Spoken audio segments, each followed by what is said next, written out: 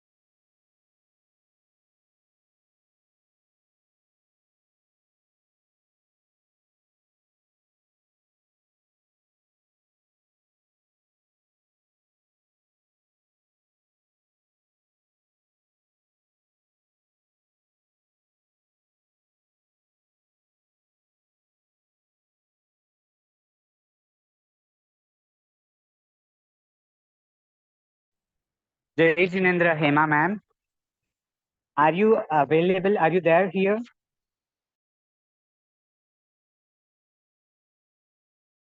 Ma'am आपकी voice नहीं आ रही है, आप अनम्यूट. जय जिनेंद्र. जय जिनेंद्र मैम, वेलकम. आप सभी का स्वागत है. आप सभी को सादर जय जिनेंद्र. आज हमें कल का जो लास्ट क्वेश्चन छूटा था, पहले उनको लेना था, तो वो आ गए हैं क्या अभी तक?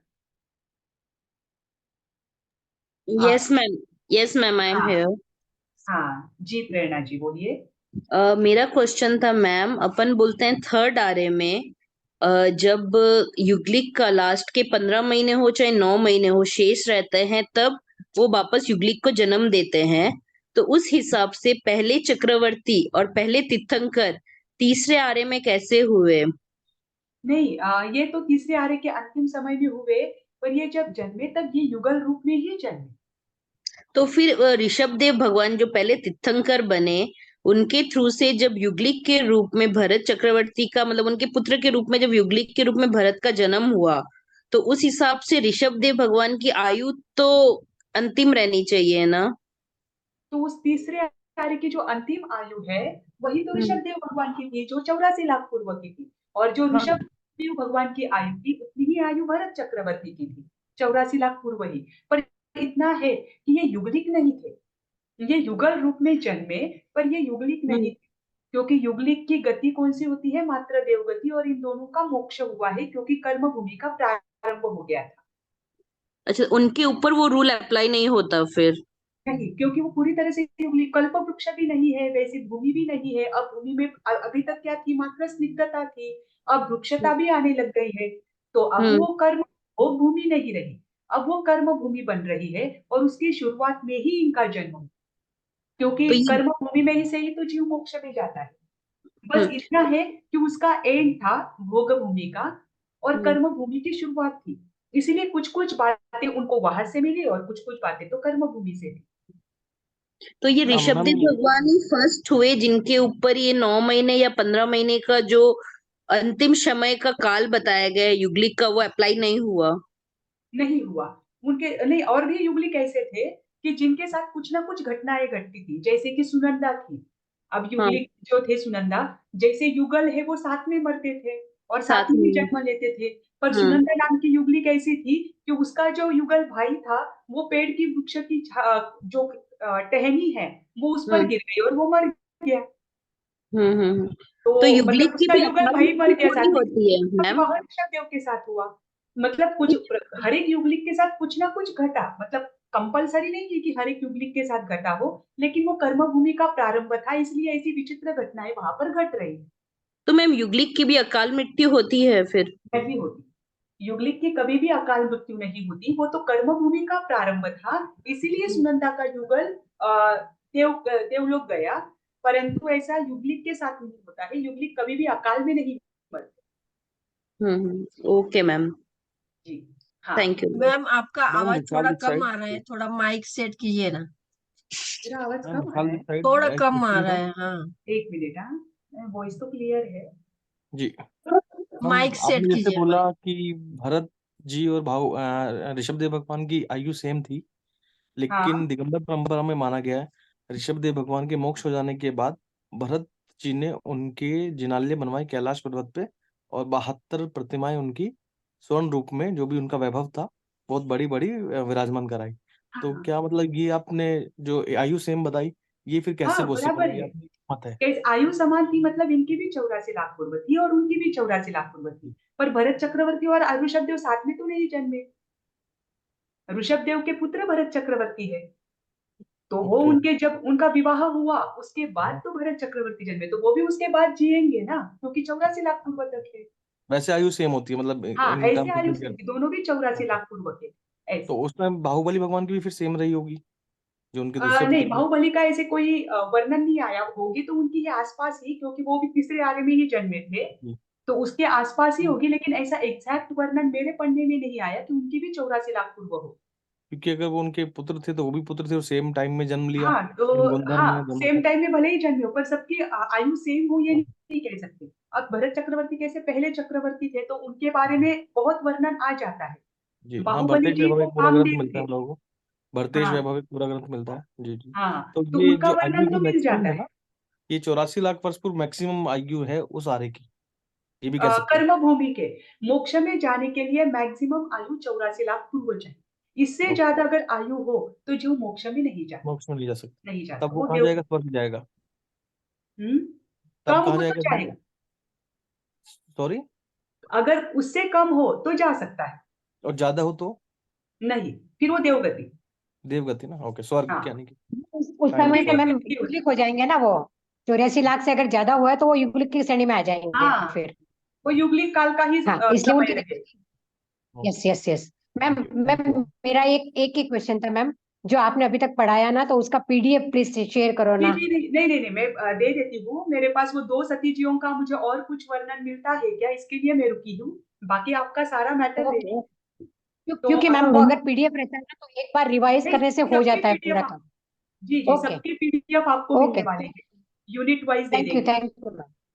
मैम एक्सक्यूज मी मैम, वो 4 चूलिका बोले थे ना, पेप्सा जी ने श्रीमेंद्र स्वामी जी से लेके आए थे, तो वो 4 हाँ, 4 चूलिका अध्याय तो से मैम, ही 4 चूलिका कहा जाता है। तो हाँ, हाँ उसका वर्णन किसमें आया और क्या क्या नाम है उनका, आ, मतलब? वो दशवीं कालिक की नंदी सूत्र की तो जो चूलिकाएं है 2-2, हाँ बहुत ठीक है, ओके बहुत ग्रंथों में आता है कि ये 2-2 चूलिकाएं ही वो 4 चूलिकाएं है। ठीक है, और थैंक कहीं यू मैम। कहीं पर ये भी आया है, हाँ, कहीं कहीं पर ये भी आया है कि मैम चूलिकाओं के रूप में ही 2 अध्ययन, जो 2 आगम है वो अलग से लिए गए। मैम परंतु नंदी श्वेतांबर सूत्र परंपरा में तो मान्यता ये है कि दशवीं कालिक सूत्र और नंदी सूत्र की 2 चूलिकाएं है, हाँ यक्षा साध्वी जी लेकर आई है। मैम नंदी सूत्र या आचारांग सूत्र की चूलिका? नहीं, मूल सूत्र जो है दशवीं कालिक और नंदी सूत्र, उनकी चूलिकाएं, ऐसा वर्णन ग्रंथों में आया है। आचारांग नंदी की सूत्र की चूलिका चूलिका के किसको रूप में तो मानेंगे? नंदी की चूलिका किसको मानेंगे? उसकी चूलिका किसको मानेंगे मतलब कौन सा उसकी पाठ चूलिका उसकी? ही है। जैसे दशवीं कालिक सूत्र के बाद उसकी चूलिका का चूलिका दी जाती है, तो वैसे नंदी पहले के बाद पहले कौन उसकी उसमें सी चूलिका वर्णन चूलिका? आता है। होती है।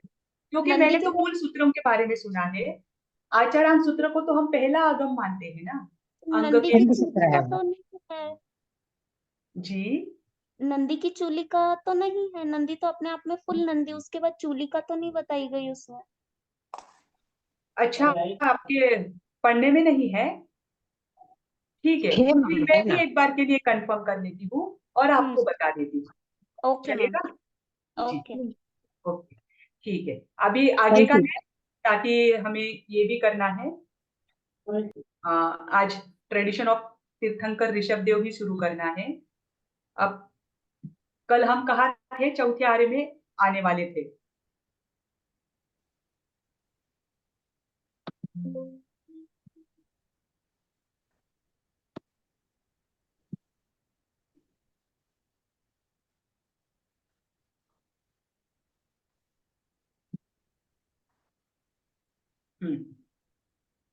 ये हुआ था कल तीसरा आर्य। तीसरे आर्य के अंतिम समय में क्या होता है, पहले तीर्थंकर और पहले चक्रवर्ती का जन्म होता है। ठीक, अब एक बात ध्यान रखना, तीसरा आरा है सुषमा दुष्मा आरा, चौथा आरा है दुष्मा सुषमा आरा, और पांचवा आरा है दुष्मा आरा। अब तीसरा आर्या समाप्त होने के लिए 3 वर्ष 8 महीने और 15 दिन बाकी रहते हैं। उस समय पहले तीर्थंकर का निर्वाण होता है। ठीक, पहले तीर्थंकर का निर्माण कब होता है, तीसरे आर्य में ही होता है। कब, जब तीसरा आरा समाप्त होने के लिए 3 वर्ष 8 महीने और 15 दिन बाकी रहते हैं तब। ठीक, अब चौथा आरा लगता है, तो वो तो आएगा वर्णन।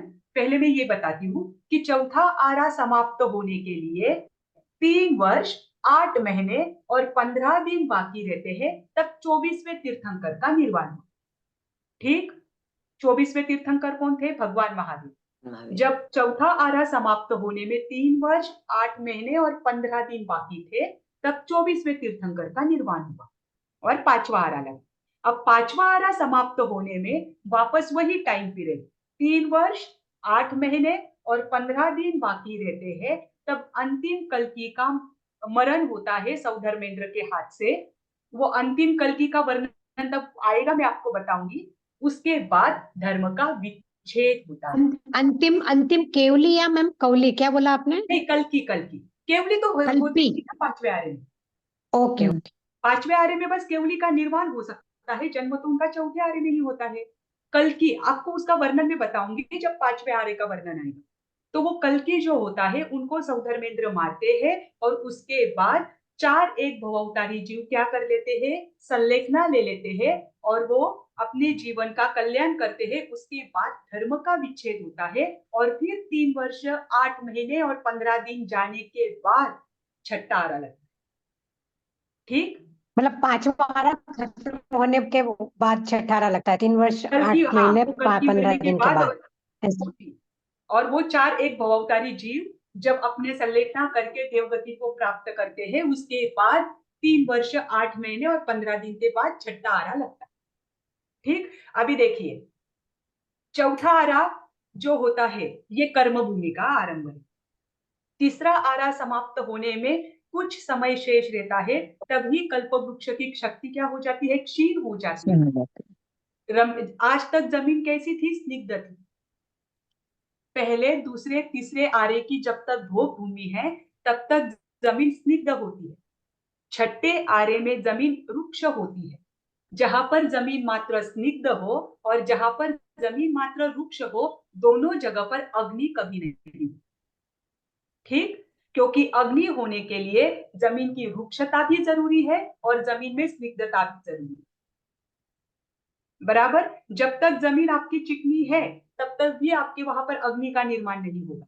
जब तक जमीन रुक्ष है, मात्र रुक्ष है, वहां पर भी अग्नि का निर्माण नहीं होगा। अग्नि का निर्माण जब जमीन स्निग्ध भी है और रुक्ष भी है तभी हो सकता है। अब तीसरे आर्य के अंतिम समय तक क्या था, जमीन में स्निग्धता थी, इसलिए उनको अग्नि की कोई आवश्यकता ही नहीं होती थी, अग्नि वहां पर निर्माण हुई ही नहीं। अब जमीन में रुक्षता आने लग गई है तो पत्थर एक दूसरे को टकराकर अग्नि का निर्माण होने लगा। ठीक, तो अग्नि का निर्माण कब होता है, बादल अग्नि का निर्माण जब कर्म भूमि का प्रारंभ हो। बराबर, तो अब कर्म भूमि का प्रारंभ हुआ है। कर्म भूमि का प्रारंभ होने के बाद पहले तीर्थंकर और चक्रवर्ती तो तीसरे आरे में जन्मे। अब चौथा आरा है, ये चौथा आरा यहाँ से शुरू होता है और यहाँ से सारे व्यापार वाणिज्य कर्म असी मसी कृषि जो भी है, जितने भी कला है शिल्प आदि, ये सब शुरू हो जाता है। और इन सब की शुरुआत करते हैं प्रथम तीर्थंकर, क्योंकि वो ही प्रथम राजा होते। अब ऋषभ देव का ट्रेडिशन आएगा तब उसमें हम देखेंगे। अभी चौथा आरा समझ के लीजिए। चौथा आरा जो है उसकी स्थिति होती है 1 करोड़ सागरोपम को 42,000 वर्ष कम। ठीक, पहला आरा था 4 कोड़ा कोड़ी सागरोपम का, दूसरा आरा था 3 कोड़ा कोड़ी सागरोपम का, तीसरा आरा था 2 कोड़ा कोड़ी सागरोपम का। अब चौथा आरा जो है वो 1 कोड़ा कोड़ी सागरोपम को 42,000 वर्ष कम कर दिए, तो उतना पूरा काल होता है चौथे आरे का। इस चौथे आरे में मनुष्य की और तिर्यंचों की हड्डियों की जो रचना होती है वो सभी प्रकार से होती है, मतलब सारे सहनन यहाँ पर पाए जाते हैं, वज्र ऋषभ नाराज से लेकर सेवार्थ तक। ठीक, अब यहाँ पर सारे प्रकार के मनुष्य है। यहाँ पर कर्म भी उतने ही होते हैं, पाप भी उतने ही होते हैं और मोक्ष में जाने वाले जीव भी होते हैं। अब एक बात का ध्यान रखना, कोई भी जीव है अगर उसे मोक्ष में जाना है तो उसके लिए कंपलसरी उसका सहनन कौन सा चाहिए, कल भी हमने देखा था, वज्र ऋषभ नारद सहनन चाहिए। पर उसी के बाद साथ दूसरी बात भी ध्यान रखना, अगर कोई भी जीव है उसे 7वीं नरक में जाना है तब भी उसे वज्र ऋषभ नारद सहनन चाहिए। वज्र, अगर उसके पास वज्र ऋषभ नारद सहनन यानी इतना उत्कृष्ट शरीर नहीं है तो वो ना मोक्ष में जा सकता है ना ही 7वीं नरक में जा सकता है। मैम ये क्यों, उसके पीछे बताती हूँ। आपने जो अभी जितना आपका शरीर, कोई कुछ बोल रहा है क्या? मैम अभी आपने जो बताया फिर से रिपीट कर सकते हैं प्लीज? हाँ, वही बता रही हूँ। देखिए, कोई भी जीव होता है वो स्थिर कब होता है, उसका मन स्थिर होने में शरीर एक महत्वपूर्ण कार्य करता है। बराबर, शरीर जितना स्वस्थ रहेगा उतना मन स्वस्थ रहेगा। शरीर में जितनी स्थिरता रहेगी मन भी उतना स्थिर होने में बहुत सहायकारी रहेगा। अब वज्र ऋषभ नारद सहनन वाला जो शरीर होता है, जिनके शरीर की हड्डियां भी मजबूत होती है, उस शरीर से उत्कृष्ट विचारों की श्रेणी में आगे बढ़ सकता है। अब हम क्या करते हैं, अच्छे विचार रखते हैं, पर हमारे अच्छे विचार कब तक रह सकते हैं, थोड़ी देर तक। हम कंटिन्यू 47 मिनट तक भी क्या नहीं कर सकते, अंतर मुहूर्त का पूरा समय है, वहां तक भी हम क्या नहीं कर सकते, निरंतर अच्छे विचारों को नहीं रख सकते। क्यों? क्योंकि हमारे शरीर में भी क्या है, अस्थिरता है, मन में भी अस्थिरता है। जिनका वज्र ऋषभ नारा सहनन होता है वह एक एक वर्ष तक एक ही आसन में रह सकता है। उनकी जो धारा होती है विचार प्रवाह करने की, विचारों की जो धारा होती है वो टूटती नहीं है, इसीलिए वो उत्कृष्ट से उत्कृष्ट श्रेणी चढ़ते हैं। इसीलिए जिसको ऐसा शरीर होता है वही उत्कृष्ट श्रेणी में आगे बढ़ता है और उसे मोक्ष प्राप्त हो सकता है। ऐसी श्रेणी, ऐसी भावों की धारा कि जहां से वापस पीछे ना आए। ठीक, अब दूसरी साइड देखना, जिसको नीचे से नीचे की धारा में बहना है उसके लिए भी स्थिरता चाहिए। जिसे पापमय उत्कृष्ट पापों के विचार करने हैं, उसके पापों के विचार इतने उत्कृष्ट होते हैं कि उसके अंदर वो क्या नहीं कर सकता, अच्छे भावों को डाल ही नहीं सकता, उसमें भी वो स्थिर होता है। उसके लिए भी स्थिर शरीर ही चाहिए, क्योंकि सातवीं नरक में जाने वाला जीव अस्थिर नहीं हो सकता। वो पापों में इतना स्थिर होता है तब कहीं जाकर वो सातवीं नरकी में जाता है। तो जो पापों में स्थिर होता है उसके लिए भी वज्र ऋषभ नारा सहनन चाहिए होता है। हम जैसे जीव सातवीं नरक में जा सकते हैं क्या? नहीं। नहीं। जो जीव मोक्ष में नहीं जा सकता वो सातवीं नरकी में भी नहीं जा सकता, क्योंकि मोक्ष में जाने के लिए भी स्थिर शरीर चाहिए और सातवीं नरकी में जाने के लिए भी स्थिर शरीर चाहिए। तो सातवीं नरक में भी जाने का रास्ता चौथा आराही है और मोक्ष में भी जाने का रास्ता चौथा आराही है। पांचवें आरे के जीव सातवीं नरक में नहीं जाते। मैडम आवाज कट रही है। नेटवर्क का इशू तो नहीं है, ठीक है। मैम अभी आ रही है ये मेरी नियम, आवाज? मैम ये नियम है, पांचवा आरे का जीव मोक्ष में नहीं जा सकता, नियम है ना? पांचवें आरे में जन्मा हुआ जीव मोक्ष में नहीं जा सकता। अगर वो जीव चौथे आरे में जन्मा है और उसका निर्माण पांचवें आरे में हो रहा है तो वो मोक्ष में जा सकता। पर पांचवे आरे का जन्मा हुआ जीव मोक्ष में नहीं जा सकता, ये नियम है। ये नियम है। ओके। पांचवें आरे में जन्मा हुआ जीव मोक्ष में नहीं जा सकता क्योंकि उसके पास ओके। वज्र ऋषभ नारा सहनन ही नहीं, जन्म नहीं है, इसलिए हाँ पांचवे मतलब मोक्ष और सातवीं नरक दोनों में नहीं जा सकता। दोनों में भी नहीं जा सकता। Okay okay, thank you. हाँ, तो अभी ये जो चौथा आ रहा है ये एक कोड़ाकोड़ी सागरोपम को 42,000 वर्ष कम इतने समय का होता है। अब ये ध्यान रखना, ये जो कर्म भूमि के 3 आरे हैं, जैसे कि चौथा आ रहा है, पांचवा आ रहा है और छठा आ रहा है, ये तीनों मिलकर एक कोड़ाकोड़ी सागरोपम का समय है। अब चौथे आरे में 42,000 वर्ष कम किए तो वो उन्होंने कहा ऐड किए, पांचवें आरे में 21,000 वर्ष और छठे आरे में 21,000 वर्ष। इसीलिए ये 3 आरे मिलकर एक कोड़ाकोड़ी सागरोपम का समय होता है। ठीक, अब जब ये आपको मैंने बताया था कि तीसरा आरा समाप्त होने में 3 वर्ष 8 महीने और 15 दिन बाकी रहते हैं, तब पहले तीर्थंकर का निर्वाण होता है। अब यहाँ पर भी एक बात ध्यान रखना, कोई भी तीर्थंकर होता है उनका जब निर्वाण होता है तो उनका जो अंतिम संस्कार किया जाता है, अंतिम संस्कार तो करते हैं देवता, जब पृथ्वी पर आकर उनका क्या करते हैं, अंतिम संस्कार करते हैं। अब देवता पृथ्वी पर कब कब आते हैं उसका भी ध्यान रखें। देवता पृथ्वी पर जब तक यहाँ पर केवली है, केवली का अंतिम संस्कार करने के लिए, गंधर्वों का अंतिम संस्कार करने के लिए और तीर्थंकरों का अंतिम संस्कार करने के लिए देवता पृथ्वी पर आते हैं। पर इन सबकी जो चीता की रचना होती है, चीता की रचना यानी पता है ना, लकड़ियों की चीता बनाते हैं, तो जब तीर्थंकर का जीव होता है तो उनकी चीता की रचना गोलाकार होती है, वृत्ताकार। उसके बीच तीर्थंकरों को रखते हैं। जब कोई गणधर या केवली होते हैं तो उनके चिता की रचना होती है त्रिकोणाकार, उसके बीच उनके पार्थिव शरीर को रखते हैं। कोई आचार्य हो या श्रुत संपन्न मुनिराज है, आचार्य, साधु साध्वी जी, कोई भी उपाध्याय जी हो, इन सबके ये उत्कृष्ट चारित्र्यवान आत्माएं होती है, इसीलिए इनके जो चिता होती है इसकी रचना होती है चौरस आकार की। और जो सामान्य व्यक्ति होते हैं, श्रावक, श्राविका और सामान्य व्यक्ति, उनकी होती है आयताकार।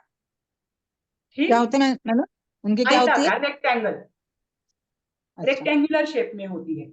और मैम केवली की त्रिकोणाकार, गंधर्व और केवली दोनों की दोनों त्रिकोणाकार। की त्रिकोणाकार होती है। पर मैम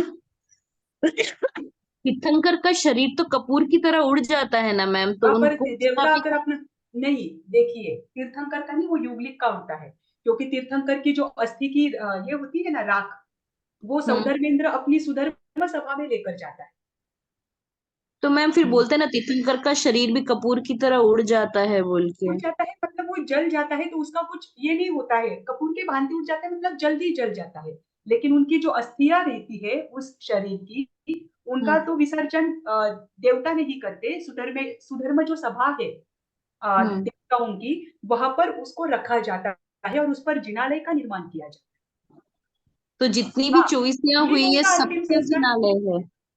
जी जितनी भी चौबीसियां हुई है सबका जिनालय बना हुआ है स्वधर्म सभा में। हाँ, तो फिर सभी तीर्थंकरों का होता है ना, सभी तीर्थंकरों का अंतिम संस्कार सौधर्मेंद्र ही करता है। ओके। जो उस समय का इंद्र रहेगा सौधर्मेंद्र वही करेगा, तो वही अस्थियां तो लेकर मैं जाता है। उनकी अस्थियों का विसर्जन यहाँ होता ही नहीं, पर उनका अंतिम संस्कार होता है।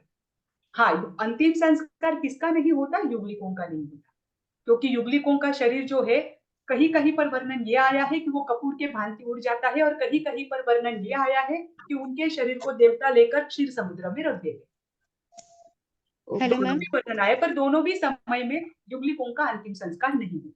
और मैम केवली और गंधर्व जो है उनकी राख को,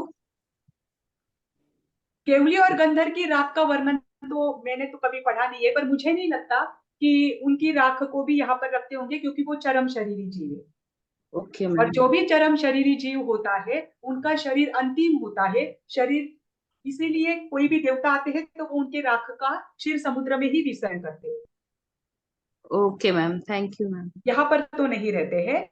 हाँ हाँ जी हेलो मैम। बोलिए। मैम, हाँ जैसे आपने जो बोला कि अभी 7वीं नरक में और मोक्ष में चौथे आर्य का जीव ही जाता है, 5वें का नहीं जाता, तो ये मतलब एक परंपरा विशेष जैसे दिगंबर परंपरा मान्य ऐसा कुछ है, या सभी परंपराओं में यही मान्य दोनों है? परंपरा मानती है ये बात, क्योंकि दोनों परंपरा ये मानती है कि वज्र ऋषभ नारा सहनन 5वें और 6ठे आर्य में नहीं, और दोनों जी के लिए वज्र ऋषभ नारा सहनन लगता है। जी ठीक है।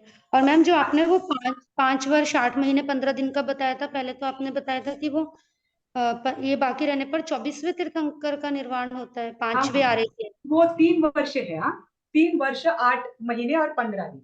देखिए जी तीसरा आरा समाप्त होने में 3 वर्ष 8 महीने और 15 दिन बाकी रहते हैं, तब पहले तीर्थंकर का निर्वाण। चौथा आरा समाप्त होने में चौथा आरा समाप्त होने में 3 वर्ष 8 महीने और 15 दिन बाकी रहते हैं, तब 24वें तीर्थंकर का निर्वाण। अभी पांचवा आरा समाप्त होने में 3 वर्ष 8 महीने और 15 दिन बाकी रहते हैं, तब अंतिम कल्कि जो 21 कल्कि होंगे उसमें से अंतिम कल्कि को सौधर्मेंद्र मारेंगे। उसके बाद 4 एक भवोत्तरी आत्मा संलेखना करेंगे, और उसके 3 वर्ष 8 महीने और 15 दिन बाद छठा आरा शुरू। मतलब अच्छा ठीक है। हाँ, तीसरे आर्य के अंत का समय, चौथे आर्य के अंत का समय और 5वें आर्य के अंत का समय। जी ठीक? तो मैम कल्कि का वर्णन अभी आप बताएंगे, कल्कि हाँ क्या होता 5वें आर्य में आएगा ना। है? जी ठीक है, थैंक यू मैम। हाँ जी देखिए, तो अब इसी आर्य में क्या होता है, असीम कृषि सारे कर्म होते हैं, क्योंकि ये कर्म भूमिया है। यहाँ पर 61 शलाका पुरुष जन्म लेते हैं। इस बार कुल मिलाकर तो 58 शलाका पुरुष हुए, क्योंकि 3 तीर्थंकर रिपीट हुए, एक वासुदेव और जो तीर्थंकर थे वो सेम थे। तो जो भी शलाका पुरुष बचे हैं, एक तीर्थंकर और एक चक्रवर्ती को छोड़कर, वे सारे चौथे आर्य में जन्म लेते। फिर 23 तीर्थंकर है, 11 चक्रवर्ती है, 9 बलदेव है, 9 वासुदेव है, नारायण यानी वासुदेव, और प्रति नारायण यानी प्रति वासुदेव, और 9 प्रति वासुदेव, ये सारे चौथे आर्य में जन्म लेते हैं। ठीक, चौथा आरा समझ में आया। अब पांचवा आरा है दुष्मारा। अब चौथे आर्य को समाप्त होने में 3 वर्ष 8 महीने 15 दिन शेष रहते हैं, तब 24वें तीर्थंकर का क्या होता है, निर्वाण होता है। 24वें तीर्थंकर का निर्वाण होने के बाद तुरंत किसे केवल ज्ञान हुआ, इंद्रभूति गौतम को केवल ज्ञान हुआ, बराबर। इसीलिए पार्टी पर कौन बैठे, आचार्य सुधर्मा बैठे।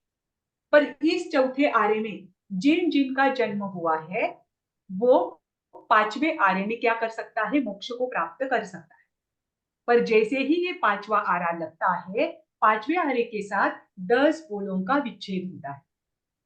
वो 10 बोलों का विच्छेद आपको आगे तो आने ही वाला है, पर उसमें से कुछ कुछ मैं आपको बताती हूँ, कि जैसे कि परम अवधि ज्ञान हो सकता है 5वें आर्य के अंतिम समय तक।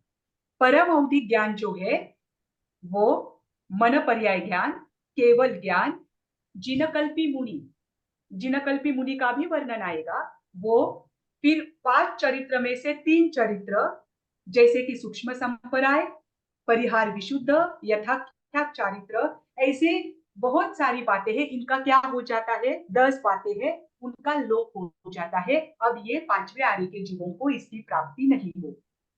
ठीक, 5वां आरा, 5वें आर्य में आप धर्म तो कर सकते हैं, एक भवावतारी आप बन सकते हैं। उसके बाद आप ऐसे कर्मों की निर्जरा कर सकते हैं कि आप तीर्थंकर नाम कर्म का बंध करें, परंतु आप मोक्ष में नहीं जा सकते। ये 5वां आरा होता है 21,000 वर्ष का। इसमें शुरुआत में ही जो व्यक्तियों की हाइट ज्यादा से ज्यादा 7 हाथ होगी। इसके कम भी हो सकती है, कम ज्यादा भी हो सकती है। जरूरी नहीं है कि प्रत्येक व्यक्ति की हाइट इतनी ही रहे, वो अपने अपने नाम कर्म के अनुसार है। अब हमारी हाइट नॉर्मली, सबकी हाइट क्या है, 5 या 6 फीट होती है, ये नॉर्मल बताया है। इससे ज्यादा वाले भी एक हाथ पाए जाते हैं, वो अपवाद है, और इससे कम वाले भी पाए जाते हैं, वो भी अपवाद है। वो उनके कर्मों का उदय है। उनके नाम कर्म जैसे रहेंगे वैसे उनके शरीर की रचना होती है। परंतु जनरली ऐसा होता है कि हाइट ज्यादा से ज्यादा 7 हाथ, उम्र ज्यादा से ज्यादा 120 वर्ष या 100 वर्ष। कुछ ग्रंथों में 100 वर्ष बताया है, कुछ ग्रंथों में 120 वर्ष बताया है। एक हाथ पुण्यवान जीव ऐसा भी होता है कि वो 120 वर्ष भी जी लेता है, और कोई कोई जीव ऐसे भी होते हैं कि वो अंतर मुहूर्त में अपना काल पूर्ण कर जाते हैं। तो ये भी उनके आयु कर्म पर डिपेंड है, पर नॉर्मली ऐसा होता है। ठीक, फिर 5वां आरा लेने के बाद प्रत्येक 1000 वर्ष में एक एक कल्कि होता है। अब 5वां आरा कितने वर्ष का है, 21,000 21,000 वर्ष का है। तो प्रत्येक 1000 वर्ष बाद एक एक कल्कि होगा। ऐसे कुल मिलाकर 5वें आरे में 21 कल्कि होते हैं। ठीक, अब ये क्या करते हैं, ये कल्पी, मैम मैम आवाज आ रही मेरी, कल्कि क्या करते कल्पी या कल्कि, कल्पी या कल्कि, करे कमल का ल ल आधा, हाँ, और उसको की, कल्कि की है क्या, ओके कल्कि। आपने विष्णु के 10 अवतार सुने ना, उसमें 10वां अवतार कौन सा है, कल्कि। कल्कि अवतार, कल्कि अवतार ही है ना। हाँ, बस वो कल्कि नाम। अब ये कल्कि क्या करते हैं, ये 21,000 वर्ष में 21 बार होते हैं। अब ये हर एक 1000 वर्ष बाद होते, तो वो क्या करते हैं, वो पूरे जितना भी है राज्य, जितना भी है राष्ट्र देश, उन सब पर राज्य करना चाहते हैं, उन सबको अपने अधिकार में लाते हैं अधर्म से। तो वो अपने सेनापति से पूछते हैं कि इस संपूर्ण राज्य में ऐसा कौन सा व्यक्ति है जो मुझ पर, मेरे अनुशासन में नहीं है। तो मुनिराज कहते हैं, सॉरी, उनके संत जो सेनापति होते हैं वो कहते हैं कि एक मुनिराज हमारे राज्य में है कि वो आपके क्या नहीं है, आदेश में नहीं है, वो आपके अंडर में नहीं है। तो वो कल्कि जो होता है, वो कल्कि उस मुनिराज का जो पहला आहार होता है, पहले पूछते हैं कि उस मुनिराज, वो जो मुनिराज है उनके पास क्या क्या होता है, तो उनकी धन संपत्ति लेकर आओ। तो ये मैम बोलते हैं कल्कि मुनिराज श्रावक होता है या राजा होता है, क्या होता है राजा कल्कि? होता है, अधर्मी होता है, वो व्यक्ति होता है राज्य में। वो क्या अधर्म से क्या करता है, लोगों पर राज्य करता है। तो वो उसके मंत्री को पूछ रहा है, सेनापति को पूछ रहा है, तो वो उनको कहता है कि उनके पास क्या संपत्ति है। तो बोलते हैं उनके पास कुछ संपत्ति नहीं होती है, पर वो घर घर के जाकर क्या करते हैं, गोचरी आहार लेकर आते हैं। तो बोले उनके पास जो आहार उनका रहेगा, उसका पहला ग्रास कर के रूप में मेरे पास लेकर आओ। कर यानी टैक्स, उनको टैक्स के रूप में वो देने के लिए कहो। अब वो क्या करते हैं, मंत्री उस मुनिराज के पास जाते हैं और उनको कहते हैं कि हमारे राजा ने आपका आहार का पहला ग्रास किसके रूप में मांगा है, कर के रूप में मांगा है। तो उस मुनिराज को उस समय अवधि ज्ञान हो जाता है, और अवधि ज्ञान होकर वो जानता है कि ये क्या करता है, यहाँ पर रहना मेरे लिए सही नहीं है, ये अधर्म है। तो वो वहीं पर आहार को छोड़ देता है और संथारा ग्रहण करता है। ठीक, वे मुनिराज। अब ये प्रत्येक 1000 वर्ष बाद होता है, मतलब प्रत्येक 1000 वर्ष बाद उन मुनिराजों को अवधि ज्ञान से वो जानते हैं कि हमारा संलेखना करने का समय आ गया है। तो और मैम वो पर्टिकुलर सेवका एक ले ही लेते। मुनिराज होते हैं या काफी सारे मुनिराज होते हैं? नहीं, वो एक ही मुनिराज को मांगते हैं, और जिनको अवधि ज्ञान होता है फिर वो बाकी के मुनियों को बताते हैं कि हमें अब संथारा लेने का समय आ गया है। तो जितने ओके लेते हैं वो ले लेते हैं, जितने नहीं लेते वो नहीं ले पाते। ओके जैसे मैम। कि 5वें आर्य के अंतिम समय में अंतिम कल्कि होता है, वो क्या हाँ करता मैम है जी?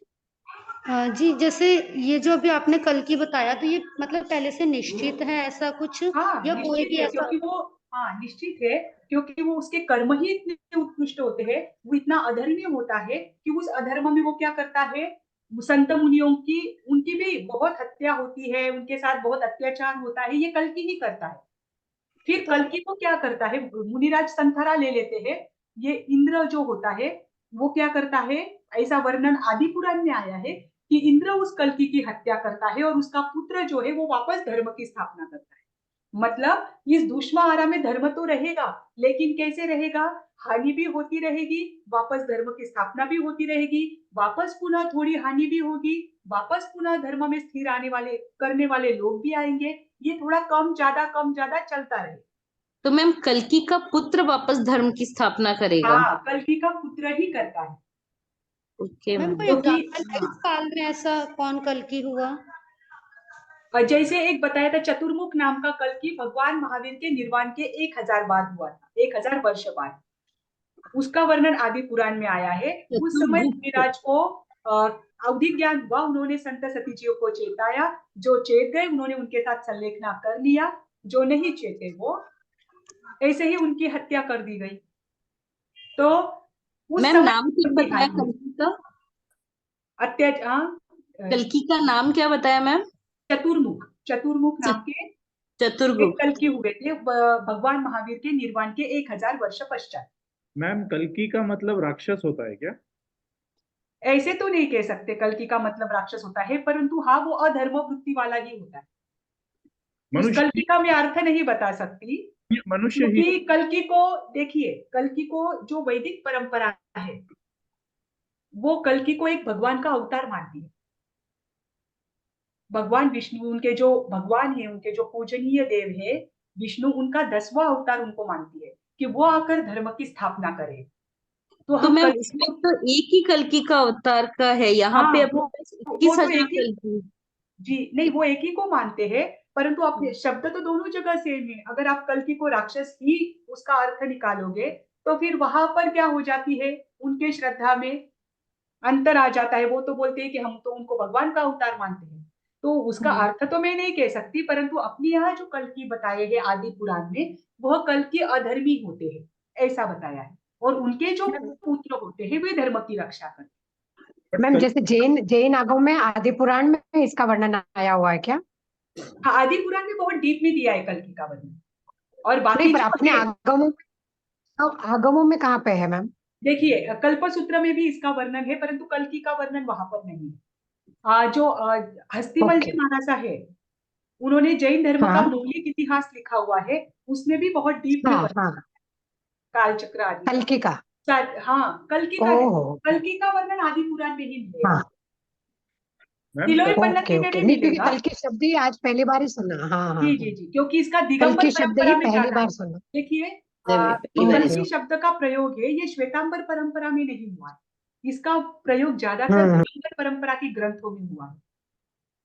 पर हमें ओके, नॉलेज थैंक यू दोनों मैम। परंपराओं का लेना है, दिगंबर हाँ परंपरा हाँ, का भी और श्वेतांबर परंपरा का, यस यस मैम। इसीलिए आपको दोनों भी बता रही हूँ। हाँ, जो साध्वी जीवों का वर्णन हमने देखा, इसका भी बहुत सारा वर्णन हमें जैन धर्म का मौलिक इतिहास में भी देखने को मिलेगा। तो जो जो महत्वपूर्ण है वो हमें लेना है। मैम मौलिक इतिहास का कौन सा पार्ट? किसके लिए बोल रहे हो? तीर्थंकर का वर्णन पार्ट 1 में आता है, गंधर्वों का वर्णन पार्ट 2 में आता है, सामान्य स्त्रियों का वर्णन पार्ट 4 में आता है। तो मतलब काल आपको चक्र किसका का वर्णन पार्ट 1 में ही आएगा क्या? किसका Kaal Chakra part 1? Thank you. जी मैम ये जो 21 कल्कि है, इनका पूरा नाम भी कहीं लिस्ट उसमें तिलोय पन्नती में मिलेगा?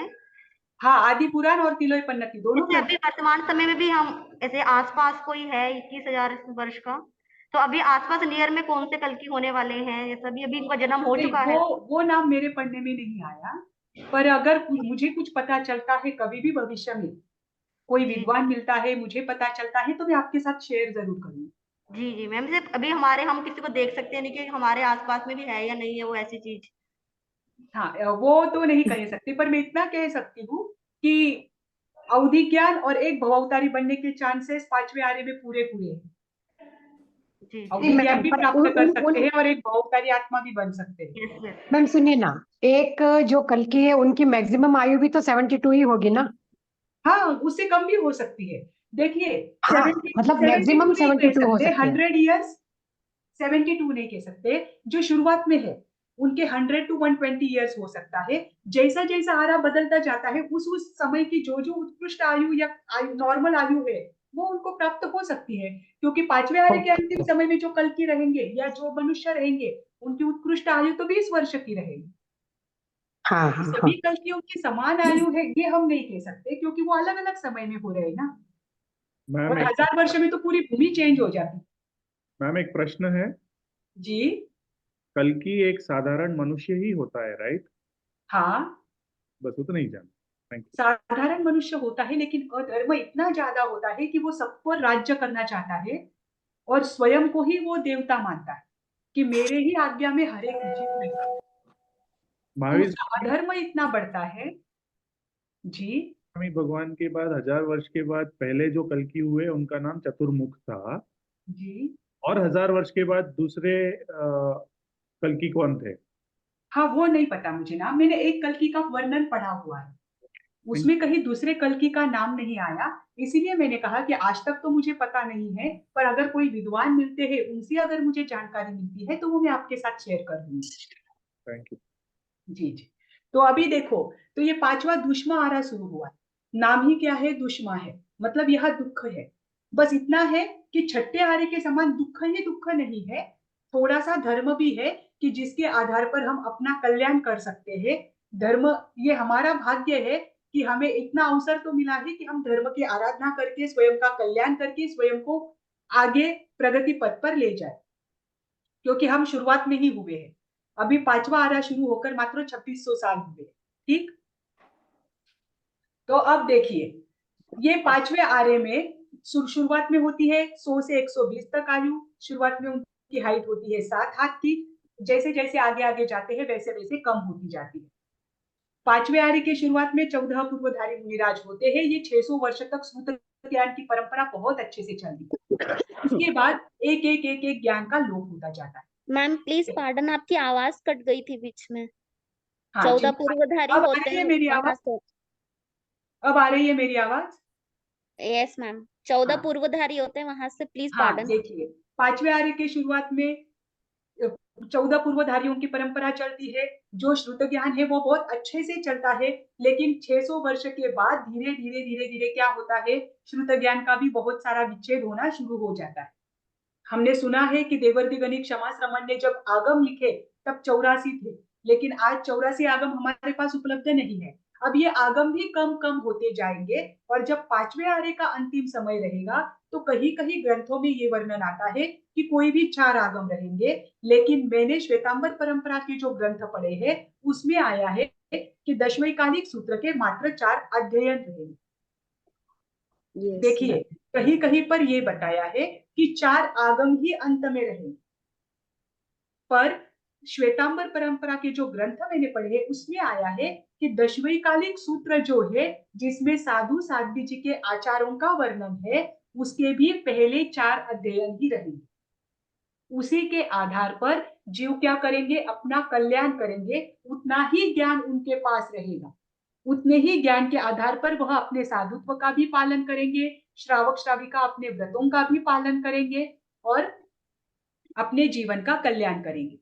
अब इस 5वें आर्य के अंतिम समय में, मतलब वही 3 वर्ष 8 महीने और 15 दिन जब शेष रहेंगे, तब अंतिम कल्कि होगा। मतलब अंतिम कल्कि क्या करेगा, जो मुनिराज रहेंगे, मुनिराजों के नाम दोनों परंपरा में अलग है।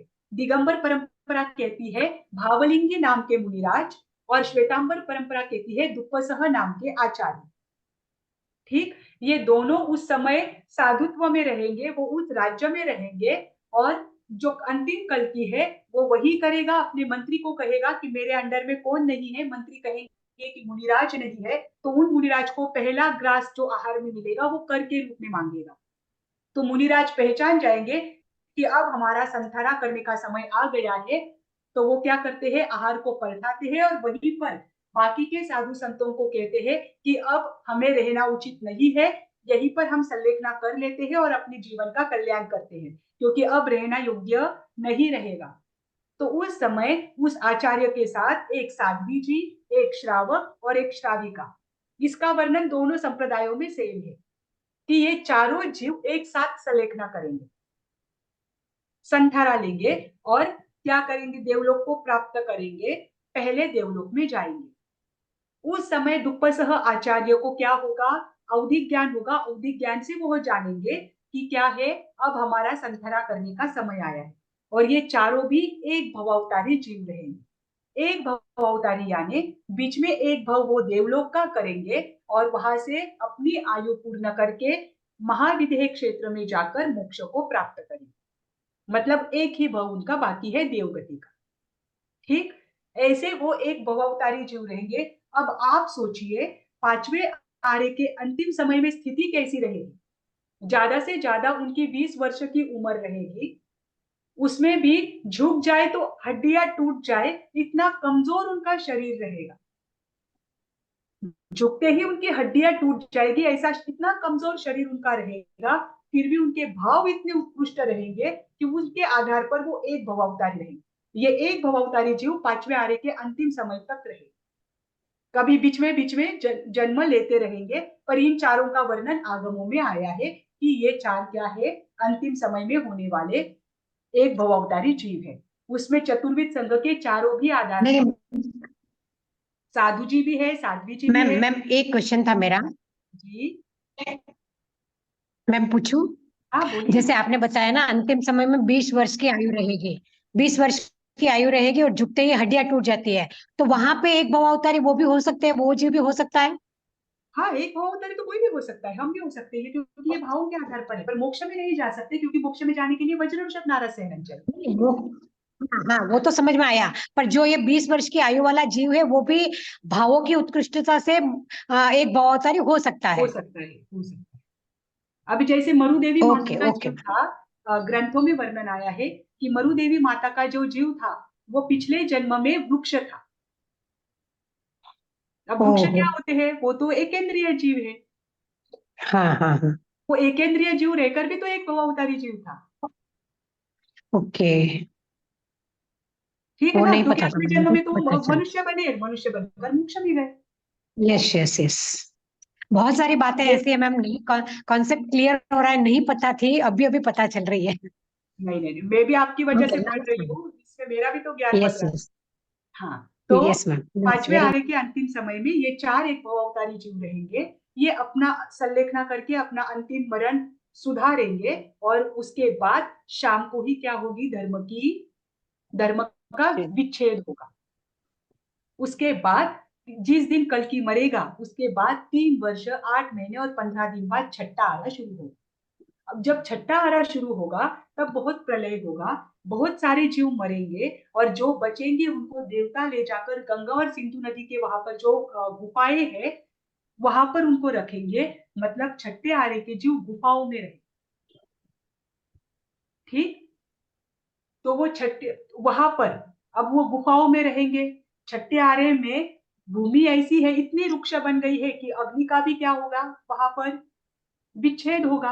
अब वो इतने वृक्ष है कि वहां पर वृक्ष तो रहेंगे, पर वृक्ष के ऊपर की टहनियां वो नहीं रहेगी, मूल रूप में वृक्ष रहेंगे, रूट्स में रहेंगे। तो उनको जो ऑक्सीजन आदि मिलेगा वो रूट्स के कारण से मिलेगा। तो अभी देखिए, उनको ऑक्सीजन प्रमाण मात्रा सही मात्रा में नहीं मिल रहा है। बाहर का वातावरण ऐसे नहीं है कि वो बाहर भी सरवाइव कर सकते हैं। दिन में इतनी गर्मी होगी कि वो गर्मी भी सहन नहीं कर पाएंगे, रात्रि में इतनी ठंड होगी कि वो ठंड भी वो सहन नहीं कर पाएंगे, वो ज्यादातर गुफा में ही रहेंगे। तो ऐसे व्यक्तियों का शरीर कैसा हो सकता है, आप इमेजिन करें। ऐसे व्यक्तियों का शरीर हमेशा रोगमय होता है। अंधेरे में कोई जीव रहता है निरंतर 6 महीने, तो उसका शरीर कैसा बन जाता है, उसके शरीर में विविध व्याधियां उत्पन्न होने लगती है। क्योंकि हमारे शरीर को स्वस्थ रहने के लिए भी सूर्य प्रकाश की आवश्यकता होती है, हमें ऑक्सीजन की आवश्यकता होती है। जिसको योग्य मात्रा में ऑक्सीजन मिलता है वो अपने आप हल्का होता है। ये चीज कुछ चीजें उनको बाजू के वातावरण से मिलेगी ही नहीं, तो उनका शरीर कैसा रहेगा, एकदम रोगमय रहेगा, निरंतर उनके शरीर में रोग रहेगा। खाने के लिए मात्र दो ही चीजें रहेगी, एक तो मूल या फिर पशु आदि मांसाहार करेंगे या फिर वृक्ष के मूल खाएंगे, क्योंकि दूसरा कुछ तो है ही नहीं। अब निरंतर ये मांसाहार करते हैं। आप सोचिए, पहले दूसरे तीसरे भूमि में जो तिर्यंच होते हैं, कितना अंतर है आप देखना। पहले तीसरे और दूसरे और तीसरे आरे में जो तिर्यंच होते हैं, वो तिर्यंच भी शाकाहारी होते हैं, भले वो व्याघ्र हो या सिंह हो, वो भी हिंसक कभी नहीं होते, वो भी युगलिकी होते हैं शाकाहारी ही होते हैं, पूर्णतया शाकाहारी। ये दूसरा कुछ मैम, खाते नहीं। वो युगलिकी होते हैं क्या तिर्यंच भी? जी, तिर्यंच भी युगलिक ही होते हैं। कीट आदि तो वहां पर होते ही नहीं, मात्र पंचेंद्रिय होते हैं। यस वो यस भी यस। युगलिक के रूप में ही जन्म लेते हैं, वो भी युगलिक जैसा ही रहते हैं। उनके भी अल्पकषाय होते हैं, अल्प परिग्रही होते हैं, और वो भी शाकाहारी होते हैं। और छठे आहारी के मनुष्य तक मांसाहारी होते हैं। वातावरण बदल गया। गति कौन सी होगी मैम, पहले दूसरे तीसरे आरे के तिर्यंच की? उनकी देवगति ही, ओह, युगलिक कोई भी हो, उनकी देवगति ही होती है। अब छठे आरे में मनुष्य क्या करेंगे, एक तो अग्नि है नहीं, तो मूल भी उनको कच्चे ही खाने पड़ेंगे, या फिर ये जो पशु आदि वो खाएंगे, जो मछली आदि पानी में मिलेगी उनको, वो जो खाएंगे तो वो भी कैसे करना पड़ेगा, उनको जमीन के नीचे दबा कर रखना पड़ेगा। फिर वो उस सूर्य के ताप से वो क्या हो जाएंगी, भूल गर्म हो जाएगा। जाएगी, और उसको वो रात्रि में खाएंगे। तो निरंतर मांसाहार करेंगे। वहां पर भी आदिवासी जैसे रहते थे, आदि मानव के बारे में कभी आपने इतिहास में पढ़ा होगा कि उनको रहने के लिए घर नहीं होते थे, गुफाओं में रहते थे, कपड़े नहीं होते थे। तो ऐसी ही स्थिति इस छठे आरे के जीवों की होगी, मात्र अंतर इतना है कि इनकी हाइट 1 हाथ की ही होगी और उम्र ज्यादा से ज्यादा 16 से 20 साल होगी। ठीक, यहाँ पर धर्म नहीं रहेगा। और दूसरी चीज, छठे आरे में जो जीव जन्म लेता है वो तिर्यंच और नरक गति से ही आकर जन्म लेता है। यति वृषभ जो आचार्य हुए हैं, उन्होंने कहा कि छठे आरे में जन्म लेने वाला जीव नरक और तिर्यंच गति से आता है और जाता भी नरक और तिर्यंच गति में ही है, क्योंकि धर्म के लिए कोई उनको स्थान ही नहीं है। मनुष्य गति में जाने के जो कारण है, प्रकृति की भद्रता, स्थिरता, मद मत्सर रहितता, ये उनमें कुछ होगा ही नहीं, इसलिए वो मनुष्य गति में भी नहीं जा सकते। वो ईर्ष्यावान होते हैं, निरंतर झगड़ते रहते हैं, निरंतर पापमय वृत्तियां होती है, तो इनकी गतियां भी दो ही है, नरक और तिर्यंच। ठीक, अभी ये छठा आरा जो है दुष्मा, ये भी 21,000 वर्ष का है। कितने वर्ष का है? 21,000 वर्ष का है। इसके अंतिम समय में जो अंतिम समय, छठा आरा पूर्ण होने के बाद का जो काल है वो होता है कल्पांत काल। ये कल्पांत काल पूर्ण होने के बाद, मैंने पीछे बताया था कि इस कल्पांत काल में 7 प्रकार की वृष्टि होती है, जिससे ये भूमि क्या हो जाती है, पूरी तरह से ये पृथ्वी जल जाती है। तो वो 7 प्रकार की वृष्टियां कौन सी बताई थी मैंने, कि क्षार जल होता है, खारा जल, फिर अग्नि की वृष्टि होती है, वज्र की होती है, धूलि की होती है, धूम्र की होती है, कि जिससे ये पृथ्वी पूरी तरह से क्या होती बंजर बंजर बंजर है, ऊपर की लेयर उसकी पूरी तरह से चली जाती है, पूरी तरह से नष्ट हो जाती है, इस भूमि में कोई भी रस नहीं रहता। ऐसा ये कल्पांत काल होता है। ये निरंतर 49 दिन तक वर्षा चलती है और ये भूमि पूरी तरह से क्या हो जाती है, विरस हो जाती है। उसके बाद उत्सर्पिणी का पहला आरा भी सेम यही होता है। 21,000 वर्ष तक भी यही जीव होते हैं, क्योंकि अवसर्पिणी का छठा आरा वही उत्सर्पिणी का पहला आरा, बराबर। तो 21,000 वर्ष तक भी वही होता है। अब इसके बाद देखना, अब ये नए कल्प की शुरुआत है ना, क्योंकि कल्प की शुरुआत कब होती है, उत्सर्पिणी के पहले आरे से, ये हमने देखा था। कल्पांत काल कब होता है, अवसर्पिणी का छठा आरा पूरा होने के बाद। अब अवसर्पिणी का छठा आरा पूरा होने के बाद 7 प्रकार की वृष्टियां होगी, हमने सुना। मैम, जी मैम आपने अभी कहा था कि वनस्पति की जड़ खा के रहेंगे, सिक्स्थ जी आरे में। लेकिन जब उसमें तो अग्नि खत्म है और वनस्पति भी फ्लरिश नहीं होती, तो फिर वनस्पति की जड़ कैसे खाएंगे? नहीं, वनस्पति जड़ के रूप में मौजूद रहेगी जितना उनको नेसेसरी है, क्योंकि वृक्ष पूरी तरह से नष्ट तो नहीं हो सकते, हमें ऑक्सीजन आदि तो उनसे ही मिलता है, तो जड़ रूप में वनस्पति रह सकती है जिसको सूर्य प्रकाश नहीं लगता, ऐसे मूल रूप में रहती है। बाकी तो वनस्पति ऊपर की जो है हरी वनस्पति वो वहां नहीं रहती। जब हरी वनस्पति आती है तब मनुष्य शाकाहारी होना शुरू होता है, यही तो मैं अब आपको बताऊंगी कि ओके देखिए। जी राहुल जी,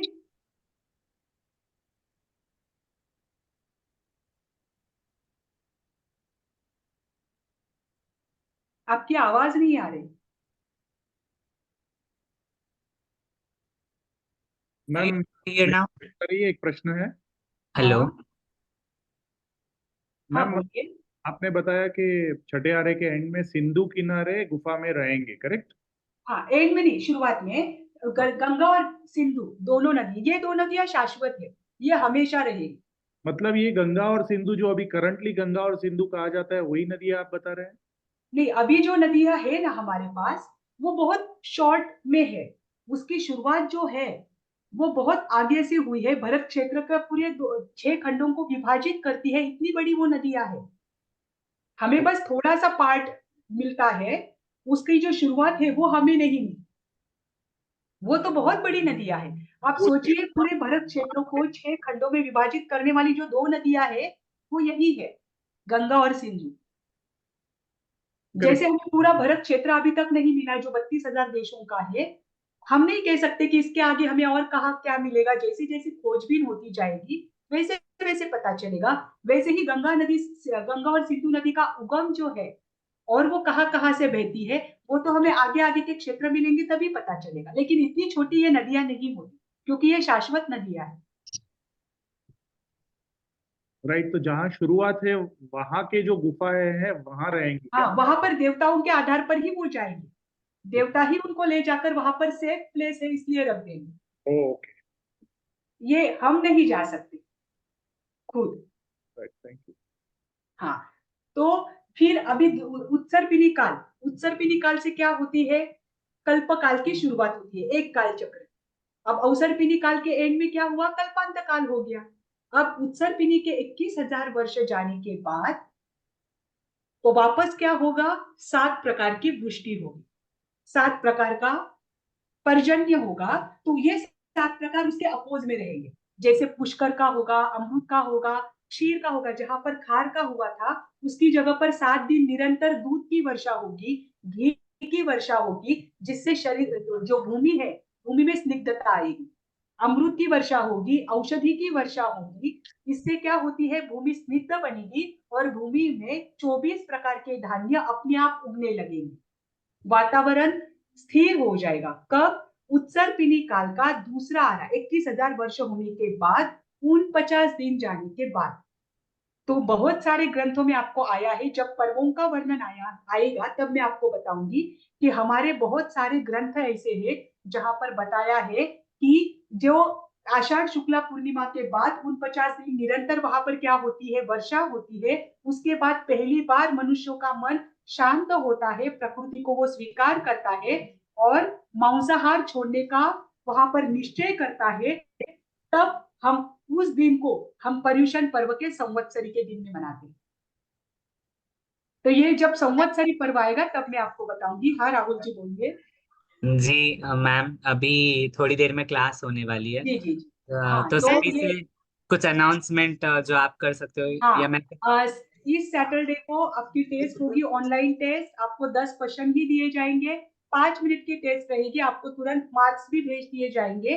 पर एमसीक्यू टाइप के क्वेश्चन आपके कैसे रहेंगे इसकी आपको आदत रहे, इसीलिए आपको हर सैटरडे में मात्र 10 क्वेश्चन की टेस्ट हम लेंगे जो कि 5 मिनट की होगी और आपके भी पढ़ाई का मतलब याद करने का, उपयोग में रखने का आपको अवसर मिलेगा। तो सभी ने वो टेस्ट ध्यान से कर लेना। मैम आप मैम नोट्स भेजिए ना फिर पढ़ने के लिए हमें एक जी बार। जी जी, हाँ नोट्स तो मैं यस, आपको मेरा भेज भी दूंगी। हाँ, आपको पहले शुरुआत में हम थोड़े आसान ही सवाल देंगे जो आप आराम से सॉल्व कर सकते हैं। जैसे जैसे नोट्स भेजी जाएगी वैसे वैसे 10-10 क्वेश्चन आपको थोड़े हार्ड भी पूछे जाएंगे। ठीक है। एंड ओके सभी से रिक्वेस्ट है, रिकॉर्डिंग आगे का अपडेट आपको ग्रुप के डिस्क्रिप्शन में मिलने वाला है, जो भी क्लास रिकॉर्ड होगा तो वो समय अनुसार मिलेगा। और कोई भी प्रश्न हो तो ग्रुप ओपन रहेगा, अभी उस ग्रुप में आप मैसेज कर सकते हो, तो आपको मैडम, आपको हेमलता मैम आंसर देंगे। इसके What will be पश्चात the कुछ time of the exam on Saturday? it will be announced, everything will be on the group. And Okay. पूज्य अरुण विजय जी महाराज साहिब जी का गंधर्वाद क्लास चलता है ट्यूसडे वेडनेसडे। जिस किसी को भी जुड़ना हो तो जरूर जुड़िए। एवं जैन मंत्र कोर्स लॉन्च हुआ है, जो कि ऑनलाइन है, सेल्फ पेस्ड है, कहीं भी कभी भी कैसे भी कर सकते हो, इतना इजी कोर्स है, at your comfort zone. So if anybody interested, please do join like Jain Mantra course. And for anything like else, if you have any query, please you can message on the group. Thank you. Thank you for joining. Yeah, I'm sir ending. Videos और notes भेजना Everything will be updated soon. And Sorry, it is possible हो little तो late. Question pattern भी भेजिएगा ना sir, ताकि practice में थोड़ा सा इजी हो हमको। डोंट वरी, ये जो टेस्ट होगा बहुत सिंपल होगा, इसको बेबी टेस्ट कह सकते हो, इतना इजी होगा। तो आपका कोई सीए का या एमबीए का आईएएस का एग्जाम नहीं है, निश्चिंत रहिए, बिंदास इसमें पढ़िए, आनंद लीजिए स्वाध्याय का, इतना अच्छा पढ़ा रहे हैं नहीं, हेमलता मैम। बहुत अच्छा लग रहा है, मस्त हाँ लग रहा है। जी जी, जरूर जुड़ते रहिए। और सभी से रिक्वेस्ट है कि अपना वीडियो जरूर ऑन रखें। क्यों, क्या होता है, इससे आशातना भी होती है, हम पता नहीं रहता, कौन कभी कोई खा भी लेता है, पानी भी पीता है, कुछ भी करता है स्वाध्याय के समय। यस यस तो आशातना से बचने के लिए वीडियो ऑन रखिएगा। एंड और भी क्लासेस हो रही है, जिस किसी को जिस विषय में रुचि हो तो अवश्य जुड़िए। कोई भी प्रश्न हो तो ग्रुप में पूछिएगा। I am ending the meeting. Bye. Thank you.